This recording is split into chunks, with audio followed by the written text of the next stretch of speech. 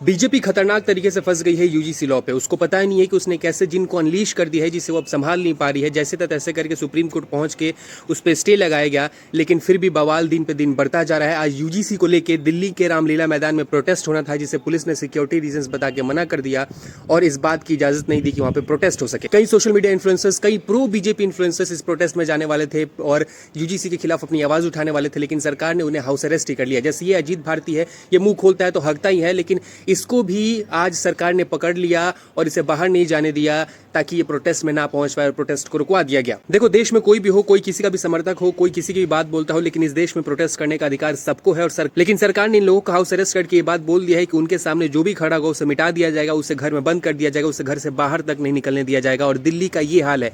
ये दिल्ली वैसी दिल्ली है जहां पे लोग कुत्तों के लिए, पंछियों के लिए, हर चीज के लिए प्रोटेस्ट करते हैं। दिल्ली में हर बार प्रोटेस्ट होता रहता है, लेकिन जो भी प्रोटेस्ट सरकार के खिलाफ होता है, कोई भी करे, चाहे वो सरकार का समर्थक ही क्यों ना करे, उसे बंद के पकड़ के बंद करके घर में रख दिया जाएगा। इसमें सबसे आयरॉनिकल बात यह है कि यूजीसी के समर्थन में एक और प्रोटेस्ट दिल्ली में 11 फरवरी के आसपास हुआ था, जिसको चंद्रशेखर आजाद ने लीड किया था और दिल्ली में चक्का जाम करने की बात कही थी और इस प्रोटेस्ट को इजाजत मिली और ये प्रोटेस्ट दिल्ली में हुआ। अगर यूजीसी के समर्थन में प्रोटेस्ट हो सकता है तो यूजीसी के अगेंस्ट में प्रोटेस्ट क्यों नहीं हो सकता? आखिर क्या हो गया सरकार को? सरकार अपने ही समर्थकों से इतनी ज्यादा क्यों डर रही है? इस पूरे मुद्दे को खत्म करने के लिए बस सरकार को यही काम करना है। सरकार को बस ये करना है कि इस यूजीसी के लॉ में बस एक क्लॉज ऐड कर दे कि जो भी कोई गलत कार्रवाई करेगा, जो भी कोई गलत रिपोर्ट करेगा, उसके ऊपर कार्रवाई होगी, जो भी कोई गलत एलिगेशन लगाएगा किसी के ऊपर, उसके ऊपर कार्रवाई होगी। और बस सरकार अगर ये कर देती है तो पूरा का पूरा मामला शांत हो सकता है, लेकिन फिर भी सरकार ये नहीं कर रही और मुझे नहीं पता कि सरकार ऐसा क्यों नहीं कर रही।